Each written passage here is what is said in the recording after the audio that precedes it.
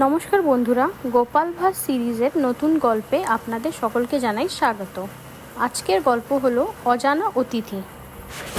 একদিন এক অজানা অতিথি মহারাজ কৃষ্ণচন্দ্রের দরবারে এলো এবং ঘোষণা করে দিল যে তিনি একজন জনতার অধিকারিত এবং বিভিন্ন ভাষা জানেন।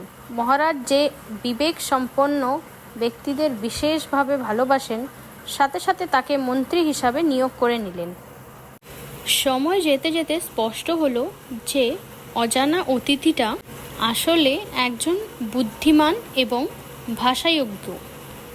তিনি ইংরেজি, ফারসি, স্পেনিশ এবং জার্মান খুব সঠিকভাবে বলতে পারেন, যা তাকে তার জাতিবর্ণ বা জন্মস্থান নির্ণয় করতে একটুও সুযোগ দেয় না।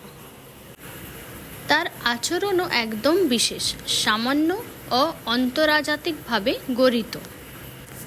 দরবারে সবাই তার পরিচয় নিয়ে উৎসুক ছিল।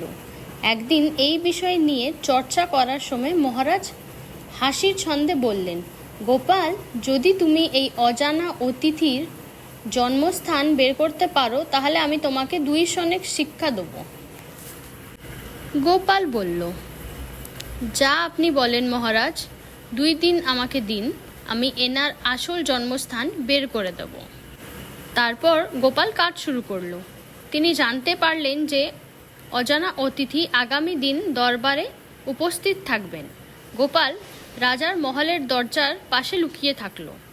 যখন উনি মহলের দরজায় এলেন এবং ভিতরে প্রবেশ করতে যাচ্ছিলেন, তখন গোপাল হঠাৎ সামনে এসে তার সাথে জোর করে ধাক্কা করল, যা অজানা অতিথিকে মাটিতে ফেলে দিল।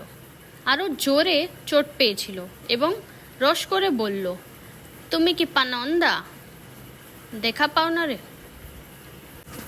গোপাল হাসি মুখে বলল, আমি শুধু তোমাকে চিনে নিতে চেয়েছিলাম এবং এখন জানি তুমি ওড়িশার লোক, কারণ প্রতি ব্যক্তি বিপদে পড়লে তার মাতৃভাষায় কথা বলে। গোপাল রাজার সামনে গেল এবং বলল, মহারাজ, অজানা অতিথি ওড়িশার বাসিন্দা। তারপর তিনি বুঝিয়ে দিলেন কিভাবে তিনি এই সত্যের সন্ধান পেয়েছেন। মহারাজ গোপালের বুদ্ধি দেখে খুব প্রতিফলিত হয়ে গেলেন আর গোপালকে প্রত্যাশিত সনেক শিক্ষা পুরস্কার দিলেন।